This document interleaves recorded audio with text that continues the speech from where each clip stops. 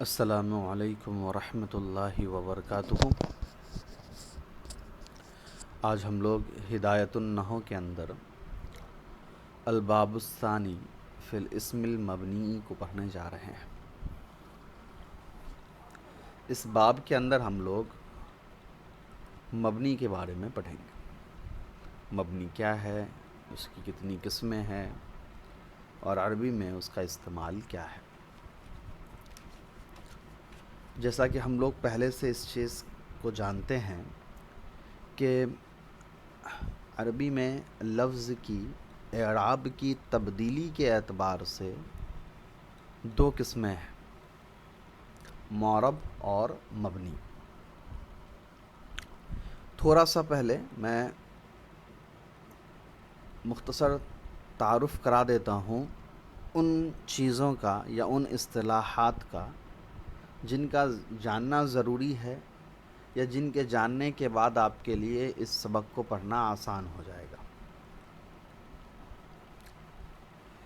پہلی بات آپ کو یہ یاد رکھنی ہے کہ عربی زبان میں جب اعراب کی بات ہوتی ہے، یعنی زبر زیر پیش کو اعراب کہتے ہیں، حرکت پھر اور بھی الگ الگ قسمیں ہیں اعراب کی، حرفی اعراب ہو جاتی ہے اور حرکتی اعراب ہوتی ہے، مگر عام طور پر فی الحال ابھی آپ صرف یہ سمجھ لیجئے کہ زبر زیر پیش جو ہوتا ہے یہ اعراب ہوتا ہے حرکت والا، یعنی زبر زیر پیش کو حرکات کہتے ہیں۔ پہلے بھی آپ بچپن سے اس چیز کو پڑھتے آ رہے ہیں۔ خیر وہ بحث نہیں ہے، یہاں بحث کیا ہے وہ سمجھیے۔ جب بھی یہ بات ہوتی عربی میں کی جاتی ہے کہ اس لفظ کا اعراب کیا ہے، تو اس لفظ کے اعراب سے مراد اصل میں اس لفظ کا آخری حرف ہوتا ہے، نہ کہ پہلے کے حرف۔ مثال کے طور پہ اگر میں آپ سے ابھی پوچھوں کہ الرجلو کا اعراب کیا ہے، تو آپ صرف رجلو میں جو را، جیم اور لام، یہ تین حرف ہیں، را، جیم اور لام، اس میں صرف آپ کو لام کے اعراب سے مطلب ہے۔ را اور جیم کا جو اعراب ہے یہ ہمیشہ فکس ہوتا ہے، یہ کبھی نہیں بدلتا ہے۔ اس کا جو اعراب پہلی دفعہ لگ گیا اس کے ہر لفظ کے بنتے وقت وہی اعراب رہے گا۔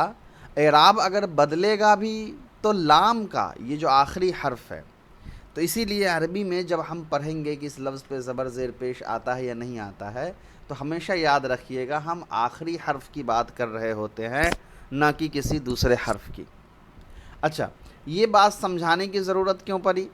اس لیے کہ دوران تعلیم یہ تجربہ ہوا کہ کچھ بچوں کو یہ لگتا تھا کہ اعراب جب دیکھنا ہوگا تو سارے حرف کے اعراب دیکھنے پڑیں گے، را کے بھی، جیم کے بھی اور لام کے بھی، اور اس وجہ سے وہ بہت زیادہ کنفیوز کر جاتے تھے۔ تو اس لیے میں نے مناسب سمجھا کہ اس سبق کو شروع کرنے سے پہلے اس چیز کی طرف آپ کو دھیان دلا دیا جائے کہ عربی میں جب بھی اعراب کی بات چلے گی، خاص طور پہ نحو کے اندر، تو آخری لفظ کا جو آخری حرف ہوتا ہے اس کی اعراب کی بات چل رہی ہوتی ہے کہ اس کا اعراب بدلے گا یا نہیں بدلے گا۔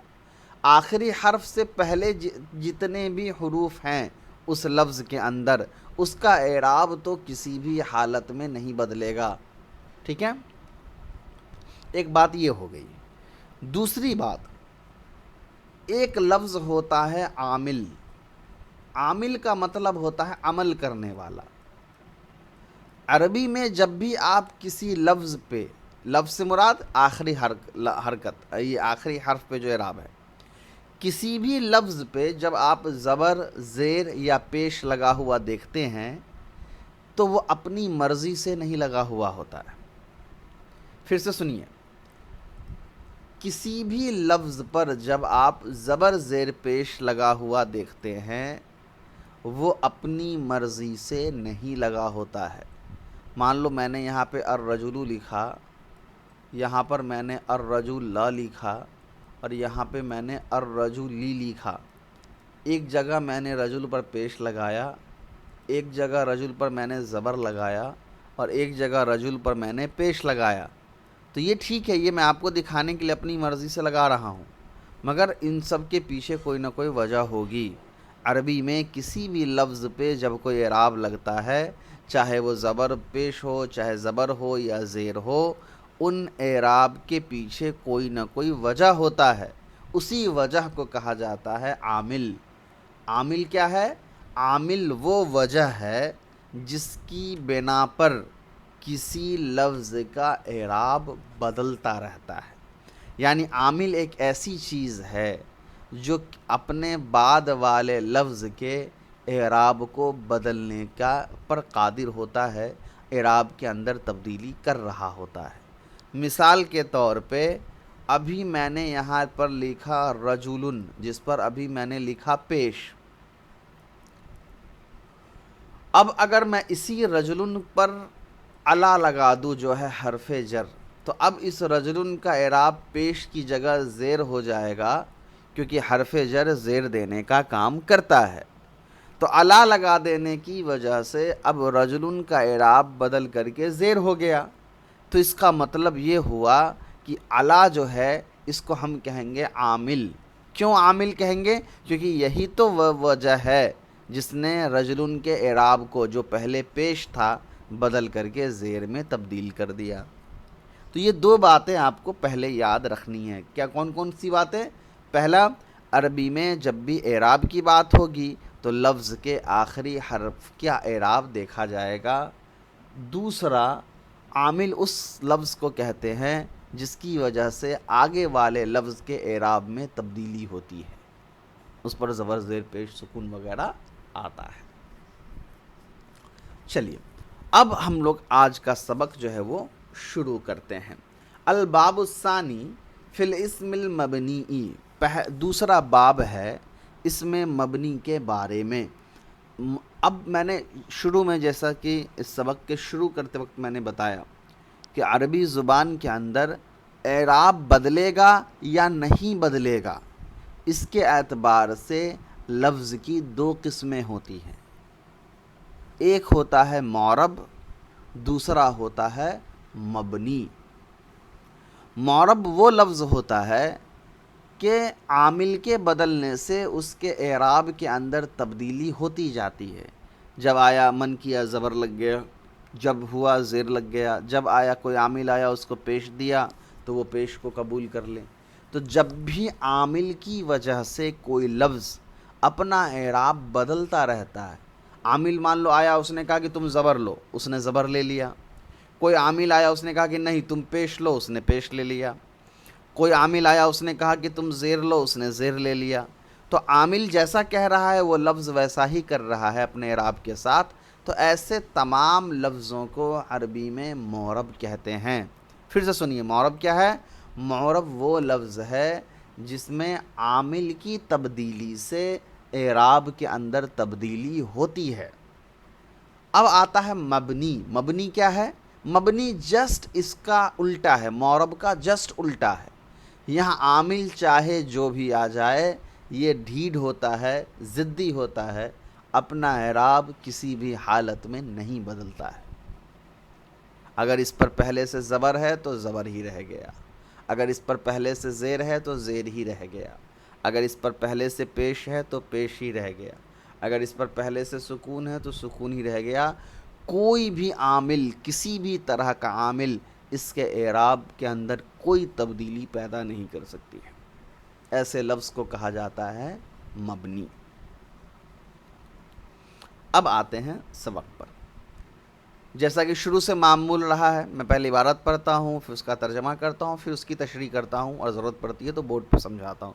وہی ترتیب انشاءاللہ یہاں بھی رہے گی۔ اور جو تمہیدی بات میں ہمیشہ کہتا ہوں کہ ہر نئے سبق کو پڑھنے سے پہلے پرانا ایک سبق کم سے کم دیکھ ضرور لیا جائے، تاکہ آپ کو مناسبت سمجھ میں آ جائے کہ پیچھے والے سبق کے ساتھ اس کا تعلق کیا ہے۔ ہم لوگ پیچھے معرب کے سارے بیان کو پڑھ چکے ہیں، اب ہم لوگ مبنی کے بیان کو شروع کرنے جا رہے ہیں۔ چلیے ہاں وہ تو ہو گیا، ہیڈنگ پڑھ لیا۔ یہاں دیکھیے، وَهُوَ اسم وقع غیر مرکب مع غیرہ، یہ وہ اسم ہے، یہ وہ اسم سے مراد مبنی۔ مبنی یہ وہ اسم ہے جو واقع ہوتا ہے غیر مرکب طور پہ اپنے کے علاوہ کے ساتھ۔ کیا ہے سب سمجھیے گا، اب صرف لفظی ترجمہ دیکھیے، پھر ایک ایک لفظ کی تشریح کروں گا۔ مثال کے طور پہ الف با تا ثا یا دوسری مثال لے لیجئے، واحد اسنان ثلاثہ وقع لفظ، یا پھر لفظ کی مثال لے لیجئے جیسے زید وحدہ اکیلا، فإنہ مبنی بالفعل علی السکون، اس لیے کہ زید جو ہے یہ مبنی بالفعل ہے سکون کے اوپر، و معرب بالقوتی، اور معرب ہے بالقوت کے اوپر۔ بالفعل بالقوہ کیا ہے یہ سب آئے گا، ابھی صرف میں لفظی ترجمہ کر رہا ہوں، پھر ایک ایک کر کے جو مشکل الفاظ ہیں اس کی تشریح کریں گے۔ او شابہ مبنی او شابہ مبنی الاصلی، یا پھر نہیں شابہ مت پڑھیے، شابہ پڑھیے، شابہ یشابہ، شابہ مبنی الاصلی زبر کے ساتھ، یا پھر وہ اسم مبنی الاصل کے مشابہ ہو جائے، بِأَن یکون فی الدلالتی، اس اعتبار سے کہ وہ دلالت میں ہو جائے، علی معناہا، اس کے معنی کے اوپر، محتاجن الی قرینۃ، اور وہ محتاج ہو جائے کسی قرینے کا، کسی دلیل کا، کل اشارتی، جیسا کہ اس میں اشارہ، نحو مثال کے طور پہ ہا اولائی و نحوہا، ہا اولائی اس کے علاوہ اور بھی جو ہیں ہذا ہذانی وغیرہ، او یکون علی اقل من ثلاثت حروف، یا پھر وہ اسم جو ہے 3 حروف سے کم کے اوپر ہو، او تضمنا معنی الحرف، یا پھر معنی حرف کے ساتھ ملا ہوا ہو، نہ ہو مثال کے طور پہ ذا و من، یہ 3 حرف والے کی مثال ہو گئی، 3 حرف سے کم والے کی، و احد عشرہ الی تسعۃ عشرہ، یہ معنی الحرف کی مثال ہو گئی، وہذا القسم لا یصیر معربا اصلا، اور یہ جو قسمیں ہیں یہ معرب نہیں ہوتے ہیں اصلی طور پر۔ چلیے اب سمجھتے ہیں ایک ایک کر کے۔ ترجمہ ہو گیا، ترجمہ ظاہر سی بات ہے میں نے بہت زیادہ اصطلاحاً ترجمہ کر دیا ہے تو کچھ چیزیں مشکل ہوگی، اب ایک سمجھیے۔ پہلے اس عبارت کو حل کرتے ہیں یہاں تک صرف، وَهُوَ اسم وقع غیر مرکب ما غیرہ، مبنی کی تعریف کہہ رہے کہ یہ ایک ایسا اسم ہوتا ہے جو غیر مرکب صورت میں واقع ہوتا ہے۔ غیر مرکب سے مراد کیا ہے؟ آپ پہلے بھی پڑھ چکے ہیں، مفرد اور مرکب۔ مرکب کا مطلب ہوتا ہے جر کر کے آنا، کسی کے ساتھ جر کر کے آنا، اور مرکب کا مطلب ہوتا ہے اکیلا ہو کر کے آنا۔ جیسے مان لیجیے میں کہتا ہوں زیدن، تو یہ اکیلا مفرد لفظ ہے، کتابن یہ مفرد لفظ ہے، لیکن اگر میں ان دونوں کو جوڑ دوں اور کہوں کتاب زیدن، زید کی کتاب، تو اب یہ مفرد لفظ نہیں رہا، یہ مرکب بن گیا۔ کیوں؟ کیونکہ میں نے کتاب اور زید ان دونوں کو آپس میں جوڑ دیا۔ تو یاد رکھیے گا، مفرد مطلب اکیلا لفظ، مرکب مطلب ایک سے زیادہ لفظ جو آپس میں جڑے ہوئے ہیں۔ تو یہاں کہہ رہے ہیں کہ مبنی وہ اسم ہوتا ہے جو غیر مرکب ہوتا ہے، یعنی اپنے علاوہ کسی اور کے ساتھ جڑ کر کے نہیں آتا ہے۔ ٹھیک ہے؟ کیوں؟ اب یہ سوال کیوں ہے کہ اپنے علاوہ کسی کے ساتھ جڑ کر کے نہیں آتا ہے؟ سمپل بھی تو یہ کہہ سکتے تھا نا کہ مبنی وہ لفظ ہے جس کا اعراب نہیں بدلتا ہے۔ دیکھیے سمجھنے کے لیے یہ بات کہی جا سکتی ہے کہ مبنی وہ ہے جس کا اعراب نہیں بدلتا ہے، اور معرب وہ ہے جس کا اعراب بدلتا رہتا ہے، لیکن جب بہت باریکی کے ساتھ آپ پڑھیے گا تو آپ کو سمجھ میں آئے گا کہ یہ تعریف اتنا زیادہ ایکوریٹ نہیں ہے، اس لیے کہ بہت بار ایسا دیکھنے کو ملتا ہے ایک ہی لفظ کی حالت معرب بھی ہو سکتی ہے، مبنی بھی ہو سکتی ہے، وہ آگے آئے گا۔ اسی لیے انہوں نے یہاں سمپل تعریف نہیں کی ہے کہ مبنی وہ ہے جس کا اعراب نہیں بدلتا ہے، بلکہ یہ کہا کہ مبنی وہ اسم ہوتا ہے جو فی الحال اکیلا آتا ہے، کسی کے ساتھ لکھا ہوا یا کسی کے ساتھ جڑ کر کے نہیں آتا ہے۔ اب جب یہ اکیلا آئے گا تو 100% مبنی ہی ہوگا۔ کیسے؟ ذرا مثال دیکھیے، الف با تا ثا۔ اب یہاں پر آپ کو ایک سوال ذہن میں آنا چاہیے کہ الف با تا ثا یہ تو حرف ہے، حرف ہیں، حروف ہیں، حرف واحد ہے، حروف جمع ہے، کنفیوز مت ہوئیے۔ الف با تا ثا یہ سارے تو حروف ہیں۔ ابھی تو ہم نے پڑھا کہ اسم کی بات چل رہی ہے، تو اسم کے اندر حروف کے مثال کیوں دیے جا رہے ہیں؟ تو یہاں اصل میں یہ الف اس طرح نہیں لکھا ہونا چاہیے تھا، یہ الف اس طرح لکھا ہونا چاہیے تھا، تب آپ سمجھتے ہیں۔ یہ لفظ کی بات چل رہی ہے، حرف کی بات نہیں چل رہی ہے۔ الف سے مراد الف جو حرف ہے وہ مراد نہیں ہے، بلکہ الف لام اور فا یہ جو لفظ ہے یہ مراد ہے، اور یہ لفظ اسم ہے، اس کی بات یہاں پر چل رہی ہے۔ کیوں میں یہ بات کیوں کہہ رہا ہوں؟ اس لیے کہ حروف تو سارے مبنی ہی ہوتے ہیں، وہ چاہے مل کے آئیں یا اکیلے آئیں، تو اس کی مثال دینے کا کوئی فائدہ ہی نہیں ہے نا۔ یہاں جو یہ مثال دے رہے ہیں کہ وہ اسم جو کسی کے ساتھ مل کے نہیں آتا ہے وہ مبنی ہوتا ہے، تو حروف تو مل کے آئے یا مل کے نہ آئے وہ مبنی ہوتا ہی ہوتا ہے۔ اس کو کسی کے ساتھ جوڑ کے لائیے گا تب بھی مبنی ہے، بغیر جوڑے لائیے گا تب بھی مبنی ہے۔ تو اسی لیے یہاں الف با تا سے مراد اسم ہے نہ کہ حرف ہے۔ دوسری مثال دے رہے ہیں واحد اثنان ثلاثہ، اب دوسری مثال دے رہے ہیں لفظ کی۔ حروف کی مثال دے دیا، یہ اس قسم کے حروف کی مثال دے دی جہاں یہ لفظ اکیلے اکیلے آ رہے ہیں، تو الف با تا سا سے مراد بھی حرفی ہے، تو دونوں مثال لگ بھگ سیم ہی ہیں۔ پھر یہ واحد اثنان ثلاثہ اربع، یہ لفظ بھی اکیلا ہی لکھا ہوا ہے، واحد بھی اکیلا لکھا ہوا ہے، اثنان بھی اکیلا لکھا ہے، ثلاثہ بھی اکیلا لکھا ہوا ہے، تو یہ سارے حروف بھی مبنی ہیں۔ اب کہیے گا کہ بھائی واحد تو مبنی نہیں ہے، کیونکہ واحد پر تو ہم کبھی کبھی پڑھتے ہیں واحدن بھی پڑھتے ہیں۔ مثال کے طور پہ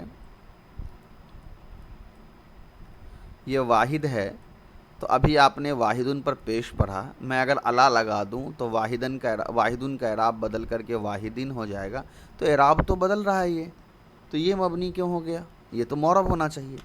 تو اس کا جواب یہیں یاد رکھیے گا کہ سارے لفظ سارے اسم مبنی ہوتے ہیں۔ کب تک مبنی ہوتے ہیں؟ جب تک وہ غیر مرکب ہوتے ہیں، یعنی اکیلا لکھے ہوتے ہیں۔ یہ واحد جب اکیلا لکھا ہوا ہے تو یہ مبنی ہے، معرب نہیں ہے۔ کیوں؟ دنیا کے کسی بھی عربی کتاب میں اگر آپ اکیلے واحد کو لکھیے گا تو آپ تنوین کے ساتھ لکھیے گا، اگر الف لام نہیں لگانا ہے تب، اور اگر الف لام لگائیے گا تو بغیر تنوین کے لکھیے گا ایک کے ساتھ، مگر ان دونوں جگہ کیا آئے گا؟ دونوں جگہ پیش آئے گا۔ تو پتہ کیا چلا؟ پیش جو ہوتا ہے ضمہ، یہ کسی بھی لفظ کا ڈیفالٹ اعراب ہوتا ہے۔ جب کوئی لفظ کسی بھی قسم کے عامل سے خالی ہوتا ہے، یعنی جب کسی لفظ سے پہلے زبر دینے والا لفظ یا زیر دینے والا لفظ موجود نہیں ہوتا ہے، تو اس لفظ پر پیش کو فکس کر دیا جاتا ہے، اسی لیے اس کو مبنی مانا جاتا ہے۔ پھر سے دوبارہ سن لیجئے اس بات کو اگر کنفیوز ہو رہے ہیں تو۔ واحدن یہ لفظ تو معرب میں شمار کیا جاتا ہے، مگر یہاں واحدن کی مثال لکھ کر یہ سمجھانا چاہ رہے ہیں کہ اگر آپ نے واحد کو اکیلا لکھا ہے، اس کے ساتھ آگے پیچھے کوئی دوسرا لفظ نہیں لکھا ہے، ایسی صورت میں وہ واحد مبنی بر ضمہ ہوگا، یعنی مبنی پر فکس ہو جاتا ہے۔ ہاں پھر اس کے آگے پیچھے کچھ لگا دیجئے گا تب وہ مبنی نہیں رہے گا، لیکن اس سچویشن میں جب وہ اکیلا آیا ہے وہ مبنی ہی مانا جاتا ہے۔ وہی چیز یہاں پہ بھی کہہ رہے ہیں کا لفظ زیدن، جیسے کہ لفظ زید، جو وہی معاملہ واحد والا وہی معاملہ زید والا بھی ہے، کہ زید بھی کیا ہو گیا؟ جب آپ زید کو اکیلے لکھیے گا تو زید جو ہے وہ مبنی ہو جاتا ہے، معرب نہیں رہتا ہے۔ کیوں؟ اس لیے کہہ رہے ہیں وحدہ، کہ جب زید کو آپ اکیلا لکھیے گا تو وہ زید کیا کہلائے گا؟ مبنی کہلائے گا۔ وجہ کیا بیان کر رہے ہیں اس کو سن لیجئے۔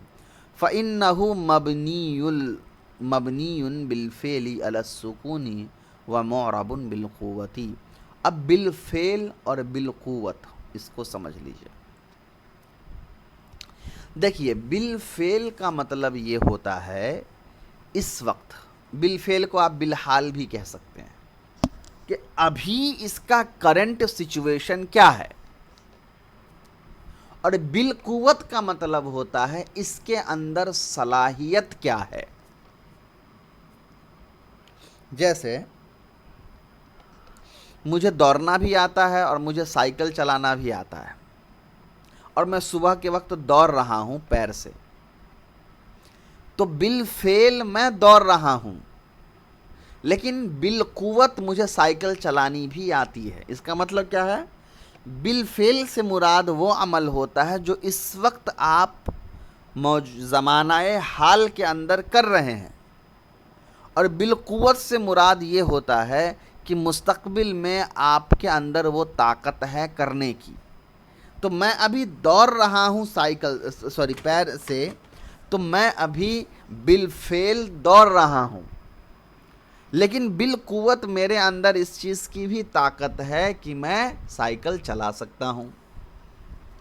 تو کہہ رہے ہیں کہ اکیلا جو لفظ زید ہے یہ بالفعل مبنی ہے، اور میں نے آپ کو بتایا کہ دنیا میں سارے لفظ جو اکیلے لکھے جائیں گے وہ اس وقت مبنی ہی ہوتے ہیں۔ ہاں، اس کو آگے پیچھے جب لگا دیجئے گا تب کچھ لفظ معرب میں تبدیل ہو جاتے ہیں، مگر حقیقت میں کوئی بھی لفظ جو اکیلا لکھا ہوا ہے وہ مبنی ہی ہوتا ہے، مبنی بالفعل ہوتا ہے۔ بعد میں جب آپ آگے پیچھے کچھ لفظ لگاتے ہیں تو وہ معرب بالقوت ہو جاتا ہے۔ تو یہاں بھی زید کے بارے میں کہہ رہے ہیں کہ زید فی الحال مبنی بالفعل ہے۔ مبنی بالفعل کیوں ہے؟ کیونکہ اس کے آگے پیچھے کوئی لفظ نہیں ہے، یہ اکیلا آیا ہے تو اس کے اوپر پیش ہی دینا پڑے گا، تو یہ پیش اعراب اس کا فکس ہو گیا، یہ زبر یا زیر ہم نہیں دے سکتے ہیں۔ اور معرب بالقوہ کیوں ہے؟ اب مان لیے جائے زیدن سے پہلے میں نے الا لگا دیا، تو الا کیا کرے گا؟ زیدن کے اعراب کو بدل کر کے زیدن کر دے گا، اسی لیے یہ معرب میں تبدیل ہو جائے گا۔ ابھی زیدن اکیلا آیا ہے تو یہ کیا ہے؟ مبنی بالفعل ہے۔ جب میں نے الا لگا دیا اور یہ الا زیدن ہو گیا تو اب کیا ہوا؟ یہ معرب بن گیا۔ یعنی کوئی بھی لفظ جب اکیلا آتا ہے تو وہ مبنی ہوتا ہے، کسی کے ساتھ آتا ہے تو وہ معرب ہوتا ہے۔ یہ ساری مثالیں اسی بات کو سمجھانے کے لیے تھی، غیر مرکبین کی۔ اب ایک چیز آپ کو سمجھنا ہے کہ مبنی بالفعل علی السکون، زید کے بارے میں کہہ رہے ہیں کہ زید جو ہے اس پر مبنی علی السکون ہے۔ یہ کیا بات ہو گئی؟ دیکھیے، عربی میں کسی بھی لفظ کے ڈیفالٹ اعراب کو بتانے کے لیے ایک ٹرم استعمال ہوتا ہے، ایک اصطلاح کا استعمال ہوتا ہے جس کو کہا جاتا ہے مبنی بر ضمہ، یا مبنی بر فتحہ، یا مبنی بر کسرہ، یا مبنی بر سکون۔ اسی کو اردو میں ایسے بولتے ہیں، عربی میں مبنی علی الضمہ، مبنی علی الفتحہ، مبنی علی الکسرہ، مبنی علی السکون، اس طرح سے بولا جاتا ہے۔ مطلب کیا ہوتا ہے؟ مبنی علی الضمہ کا مطلب یہ ہوتا ہے کہ یہ لفظ ابھی مبنی ہے اور اس پر ضمہ اعراب فکس ہے۔ مبنی علی الفتحہ کا مطلب ہوتا ہے یہ لفظ ابھی مبنی ہے اور اس پر فتحہ اعراب فکس ہے۔ مبنی علی الکسرہ کا مطلب ہوتا ہے یہ لفظ ابھی مبنی ہے اور اس پر کسرہ اعراب فکس ہے۔ تو ایسے ہی مبنی علی السکون کا مطلب ہوتا ہے یہ لفظ ابھی مبنی ہے اور سکون جو اعراب ہے یہ فکس ہے، زبر زیر پیش نہیں، سکون۔ تو سوال آئے گا نا کہ بھائی زید پر سکون کہاں گیا؟ زیدن اس پر تو ہم پیش پڑھتے ہیں۔ تو اس کے لیے آپ کو بہت شروع میں جو اگر آپ نے پہلے کبھی علم النحو وغیرہ کتاب پڑھی ہے، اور ظاہر سی بات ہے ہدایت النحو سے پہلے کوئی نہ کوئی نحو کی کتاب تو آپ نے پڑھی ہوگی، تو وہاں دوہرا لیجئے۔ ہوتا کیا ہے کہ جتنے بھی تنوین والے لفظ آپ کو دکھتے ہیں، زیدن، رجل، یہ سارے، تو یہ جو تنوین آپ دیکھ رہے ہیں یہ تنوین عوض کے طور پر آتا ہے۔ یہ جو زیدن ہے یہ اصل میں ایسا نہیں ہے، بلکہ یہ زیدن اس طرح لکھا ہوتا ہے، دال نون پیش دن، زیدن، اسی نون کو ہٹا کر کے تنوین لکھ دیا جاتا ہے زیدن۔ تو حقیقت میں دال کے بعد نون پر سکون ہے، اسی کی بات یہاں چل رہی ہے کہ مبنی علی السکون۔ چلیے اب آئیے او شابہ مبنی الاصلی۔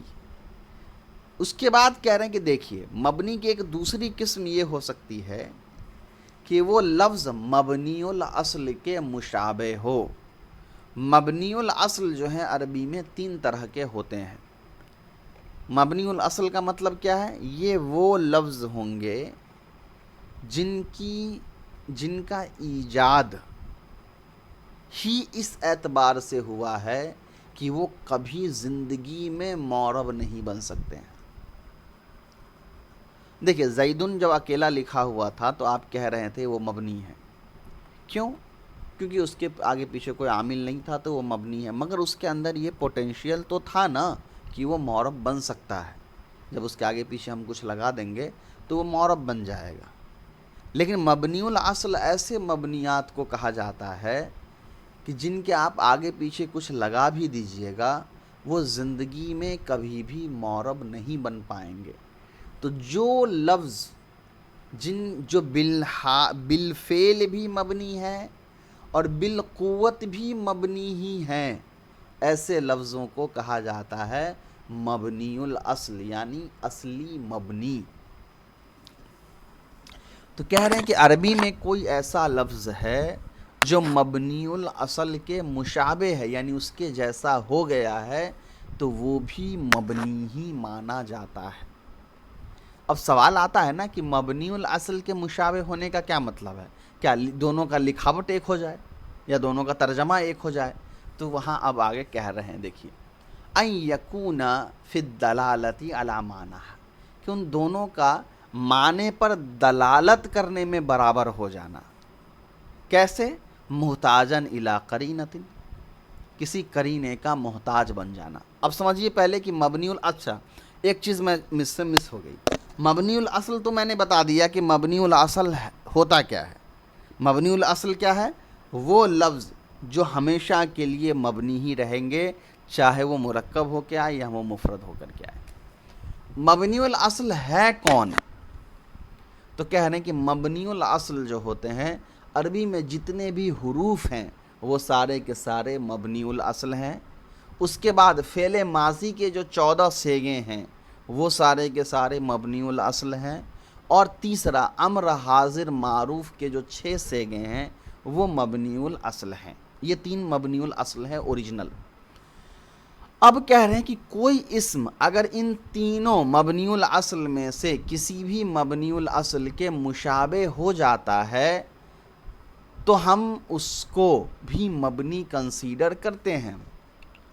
تو سوال آیا کہ مشابہ کیسے ہو جاتا ہے؟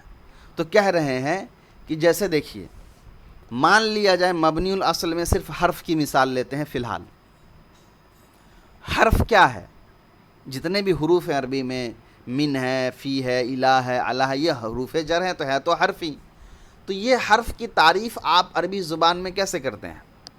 تو حرف کی تعریف ہم اس طرح کرتے ہیں نا کہ حرف عربی میں وہ لفظ ہے جو اپنے معنی بتانے پر قادر نہ ہو، اس کے معنی سمجھنے کے لیے ہم کو کسی اسم یا فعل کے ساتھ جوڑنا پڑتا ہے، یعنی حرف اپنا معنی بتانے کے لیے محتاج ہوتا ہے کسی دوسرے اسم فعل کا۔ تو ایسے ہی اگر عربی میں کوئی ایسا لفظ ہے جو اپنا معنی بتانے کے لیے کسی دوسرے اسم فعل کا محتاج بن جائے تو اس کو بھی ہم مبنی شمار کرتے ہیں، اور اس کے بارے میں کہتے ہیں کہ یہ جو مبنی ہے یہ مبنی الاصل کے مشابہ ہے۔ سمجھ میں آیا؟ جیسے اس میں اشارہ کی بات کہہ رہے ہیں، کل اشارتی نحو ہاؤلائی، جیسے ہاذا، ہاذانی، ہاؤلائی، ہاذہی، ہاتانی، ہاؤلائی، یہ جو حروف ہیں، یہ جو اسم ہے اصل میں یہ اسم مشابہت اختیار کر چکے ہیں حروف کے۔ اب کہیے گا کہ یہ کیسے؟ تو دیکھیے جیسے مگر میں صرف الا لکھ دوں جس کے معنی ہوتا ہے پر، تو آپ کو سمجھ میں نہیں آیا کہ اس کا استعمال کیا کر رہے ہیں آپ۔ جب تک میں آگے نہ لکھوں کہ رقیبہ زیدن علی الفرسی، کہ زید گھوڑے پر سوار ہوا، تب آپ کو سمجھ میں آیا کہ ہاں الا کا مطلب یہاں پر کے معنی میں ہے۔ اگر صرف میں الا لکھتا تو پھر بات سمجھ میں نہیں آتی۔ ٹھیک اسی طریقے سے اگر میں صرف ہاذا لکھ دوں جس کے معنی ہوتا ہے یہ، تو صرف میرے یہ لکھ دینے سے آپ کو سمجھ میں نہیں آئے گا کہ مراد کیا ہے، چونکہ ہاذا جو اس میں اشارہ ہے اس کو مشار الیہ کی ضرورت ہے اپنے معنی کو بتانے کے لیے۔ تو اب ہاذا جو اکیلا ہے وہ بھی حرف کی طرح محتاج بن گیا کسی دوسرے لفظ کا اپنے معنی کو بتانے کے لیے، اسی لیے ہم کہتے ہیں کہ اس میں اشارہ جو ہوتا ہے یہ حروف میں کے مشابہ ہوتا ہے، اسی لیے یہ مبنی مانا جاتا ہے۔ چلیے چلیے تو ہاؤلائی و نحوہا سے مراد وہی جتنے بھی اس میں اشارہ ہو گئے. اس کے علاوہ دوسری ایک اور وجہ بتا رہے ہیں او یکون علی اقل من ثلاثت حروف. حرف کی ایک دوسری وجہ یہ بھی ہے کہ وہ 3 حروف سے کم کا ہوتا ہے.